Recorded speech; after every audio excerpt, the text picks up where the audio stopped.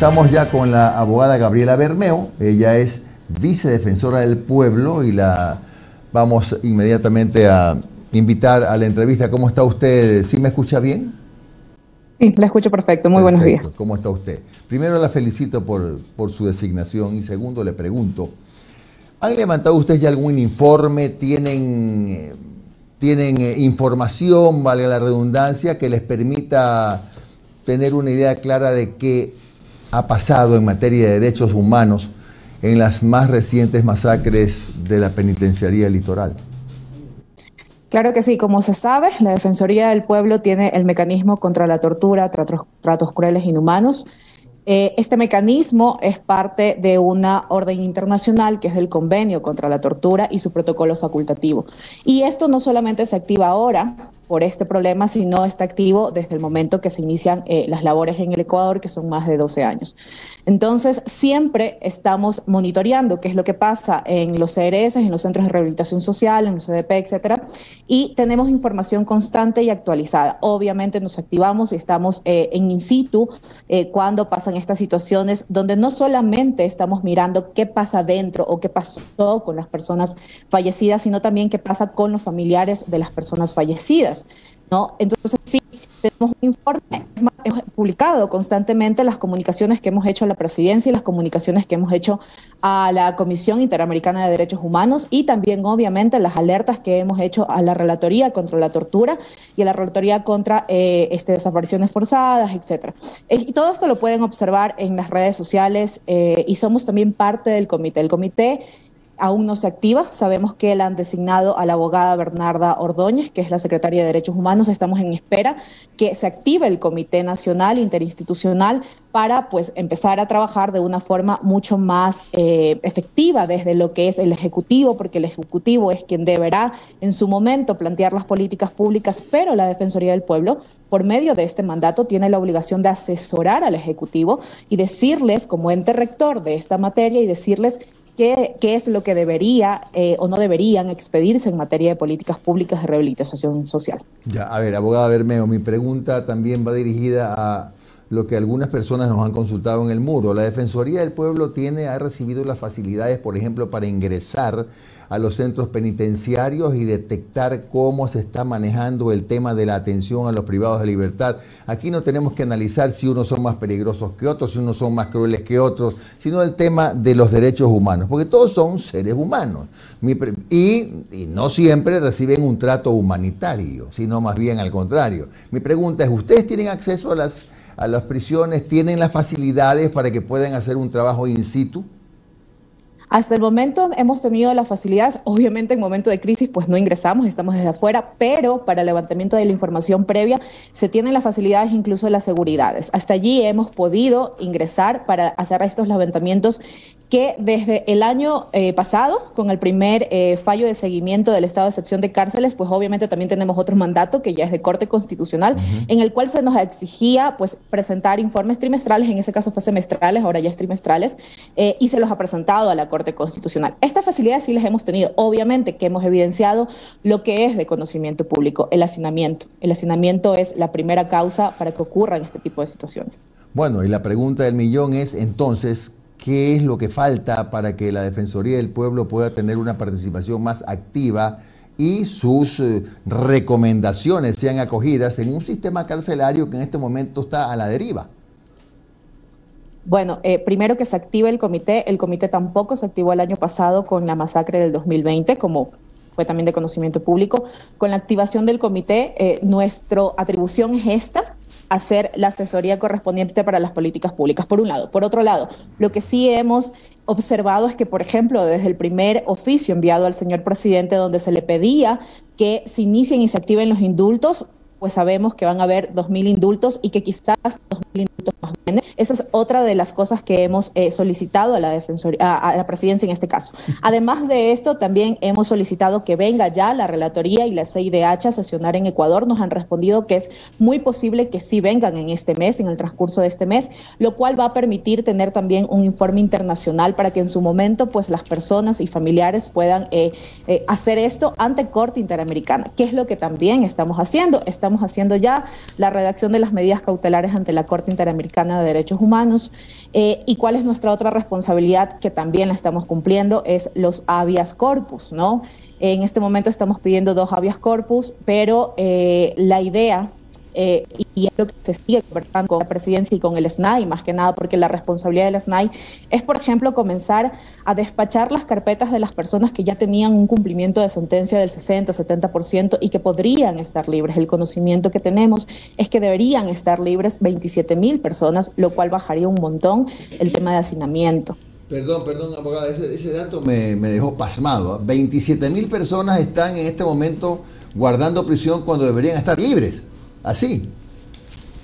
Quienes ya tienen una pena como tal, tienen el proceso de régimen abierto, por ejemplo, quienes cumplen dependiendo de la pena, quienes cumplen el 60 o el 70% de la pena, pues podrían acceder a estar en libertad cumpliendo la pena, obviamente. Claro, lo que pasa, no sé si este puede ser un trabajo de la Defensoría del Pueblo, ojo, que desgraciadamente aquí eso, que es un derecho del privado de la libertad, viene acompañado de una serie de trámites, contratar un abogado, empiezan a correr plazos, etcétera. O sea, es decir, hacerse o aprovechar o bueno, beneficiarse de esto que dice la ley es casi prohibitivo y debería ser más o menos automático. En eso me parece que la Defensoría puede hacer un papel importante, ¿eh? Sí, les comento que justamente estas denuncias no solamente vienen de la Defensoría del Pueblo, sino de la Defensoría Pública, porque la Defensoría Pública sí presta el servicio penal para poder estar dentro de este trámite. ¿Qué es lo que han sido las denuncias de las 2 defensorías en este caso? Es que el SNAI es quien no agilita, porque primero está burocratizado, todo está en la ciudad de Quito, lo cual obviamente no facilita tampoco a los familiares el poder ingresar los papeles a tiempo o ingresar los papeles porque sabemos lo que significa la precarización, ¿no? Entonces, ¿qué es lo que pasa? Ingresan las carpetas ya completas, pero el SNAI se demora 6-8 meses más en revisar la carpeta. ¡Qué barbaridad! ¿Y qué es lo que dicen? Se caducó. ¿Cómo estás, Gabriela? Qué gusto saludarte. Te saluda Londra Santiago. Buenos días. Abogada, primero solo para confirmar y para tener en cuenta cuál es el papel o cuál es la función que cumple la Defensoría del Pueblo ante esta situación que está sucediendo en las cárceles. ¿Qué hacen ustedes?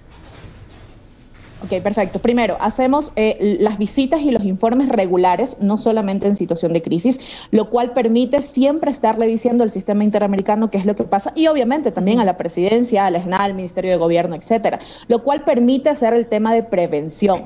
Obviamente vemos que en estos gobiernos, no es el gobierno actual, en estos gobiernos no se han tomado en cuenta los informes de la Defensoría del Pueblo. Lo segundo es hacer los habeas corpus, en este caso, que ya lo estamos haciendo, que ya los hemos activado y que se ha logrado incluso sacar a personas. Lo tercero es hacer las recomendaciones. Las recomendaciones es verdad que no son vinculantes, pero obviamente somos el ente el rector del protocolo facultativo, es decir, la presidencia y el ejecutivo debería escuchar a la Defensoría del Pueblo en caso de indultos, que sí nos han escuchado, y en el caso, y en general somos quienes estamos observando, ¿verdad? Por ejemplo, el grave problema es el tema de la prisión preventiva. Es un gravísimo problema. Claro, le preguntaba, abogada, porque precisamente eso, ustedes están en perpetua o en constante observación de todo lo que ocurre ahí, y hace unos días el SNAI anunciaba que iba a suspender el servicio de alimentación para las personas privadas de libertad, luego se restableció. Ayer mismo yo tuve una información de una persona privada de libertad, mujer, que también había dicho que no les habían dado alimentación y que ya en horas de la tarde le dieron una avena y un pan, una cosa así. En cuanto a esto, ¿qué piensa la Defensoría del Pueblo y cómo se puede actuar? Porque esto también tiene que ver con derechos humanos y tiene que ver también con todo lo que sucede dentro de estos centros, el tema de la alimentación, el tema del cuidado, que también merecen estas personas, ¿no? Sí, por supuesto. Apenas supimos eso, nos activamos, enviamos exhortos. Recuerden que la Defensoría del Pueblo, su función es cuasi jurisdiccional en el caso de los exhortos, en el cual se le decía a la presidencia que le diga al SNAI, porque entendemos esta cuestión jerárquica, que se restablezca el servicio de comida y sabemos que no pasaron más de 2 horas para que se restablezca. Se restableció en 10 horas o 9 horas y medias. El servicio de comida, esa es la cuestión. La cuestión es mirar al sistema de rehabilitación social como aquello, como la necesidad de que estas personas regresen a la sociedad, ¿no? Y que estas personas siguen siendo seres humanos dentro de este sistema a quienes les debemos brindar como Estado todas las garantías necesarias porque están a custodia del Estado, ¿no? Y estas garantías, por ejemplo, alimentación es básico para que no existan enfrentamientos, levantamientos, para que en realidad exista un sistema de calma dentro, ¿no? La posibilidad de acceder a estudios, la posibilidad de ir teniendo más capacidades para cuando luego salgan puedan tener alguna cuestión artesanal, mecánica, etcétera. Y es entender este trato humano necesario, donde obviamente estas personas van a salir con una idea diferente. Además, recordemos que la mayoría de personas allí, por esta cuestión de la prisión preventiva, se traduce en criminalización de la pobreza. Entonces deberíamos empezar a hablar de aquello como un fenómeno social estructural para apuntar a aquello y que no existan más cárceles ni tampoco existan más personas en los centros de rehabilitación social. Claro, es un punto muy importante el tema de la criminalización de la pobreza. Y lo otro es, abogada, ¿un ciudadano podría apoyarse de la Defensoría del Pueblo para poner tal vez alguna denuncia al Estado en general por todo lo que ha pasado? Me refiero, por ejemplo, al señor al que le mataron 3 de sus 4 hijos. O sea, se lo mataron en la cárcel y es cuestión del Estado haber tenido que proteger esas vidas también. ¿Podría apoyarse la Defensoría del Pueblo para emitir algún tipo de denuncia o debería acudir a otras instancias o la Defensoría del Pueblo puede ayudarlo a acudir a esas instancias? ¿Qué podría pasar? Sí, como les dije al inicio, activamos al sistema interamericano y a la relatoría. ¿Qué es lo que estamos haciendo? Y van a ver la convocatoria próximamente en estos días, quizás hoy salga, es que vamos a hacer una mesa ampliada con las organizaciones sociales, con la academia y obviamente con todas las personas interesadas en esta demanda internacional. La demanda internacional primero es para solicitar medidas cautelares, entonces sí, bienvenidos, bienvenidas. Están las delegaciones activas desde el día 0.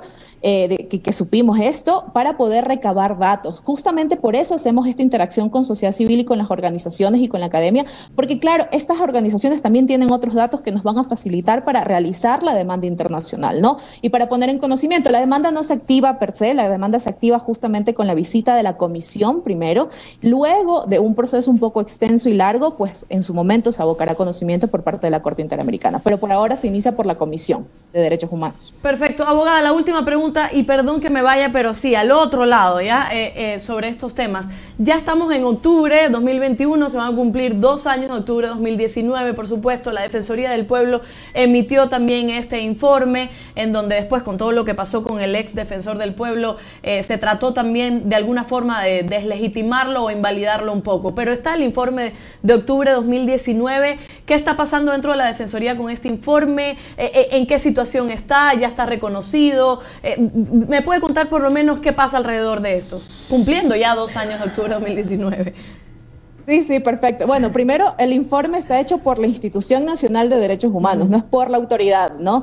Está hecho por una serie de personas, incluso por sociedad civil, y el informe es válido como tal, y no debemos como tampoco politizar este informe, sino más bien entender que es una situación de derechos humanos, un informe de situación de derechos humanos. El informe es válido y obviamente lo que se hace por medio del mecanismo de víctimas es establecer parámetros de cómo se va a solicitar las reparaciones. O sea, esto de aquí ya está activado y nunca ha dejado de estar activado por medio del mecanismo, en el cual se van haciendo demandas internas o se van haciendo mesas de trabajo con el mismo Estado para hablar sobre reparaciones. El objetivo de entender qué pasó en octubre de 19 y que no vuelva a pasar es también entender la reparación integral y no repetición de estos hechos del Estado contra el pueblo ecuatoriano.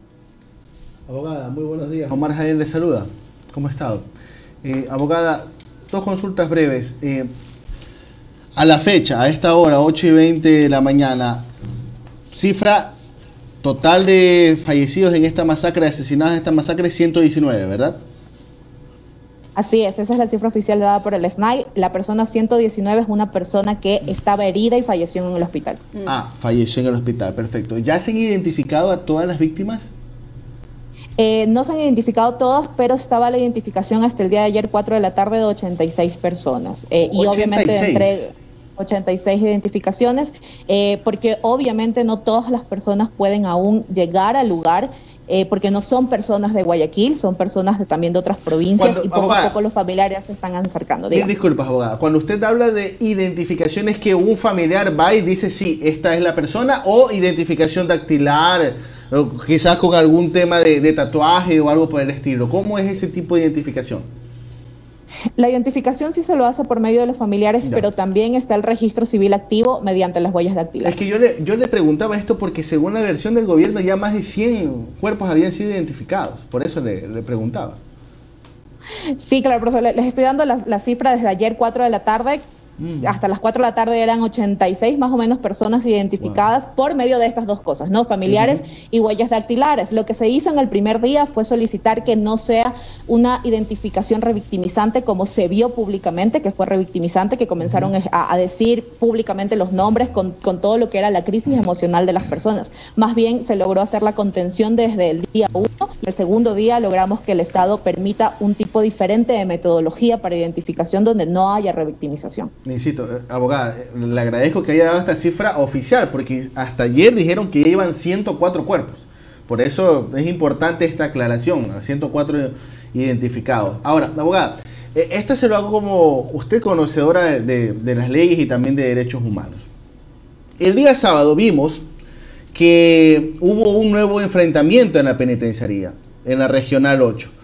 Pero en este caso no era entre internos, sino que era los PPL disparando o recibiendo a bala a la Policía Perdón, Nacional. se te está cortando, no te logro escuchar. ¿Me escucha ahí mejor, abogada? ¿Ahí me escucha Ahí te mejor? escucho mejor, Ya, sí. perfecto. ¿La policía puede disparar si recibe ataques por parte de los PPL? ¿Sí o no? Ok, existe el uso progresivo de la fuerza, ¿no? Existe un manual, una convención internacional y un manual en el interno de la policía donde obviamente disparar es la última opción en un caso muy complejo, lo cual dentro de las cárceles o de los centros de rehabilitación no está permitido, siempre y cuando obviamente existan todos los protocolos activos para que dentro de un centro de rehabilitación se pueda activar esto. Tiene que pasar una serie de situaciones, una serie de mecanismos, es decir, los protocolos están establecidos al interno de la Policía Nacional y saben perfectamente cuándo activar o no, y por algo se llama el uso progresivo de la fuerza.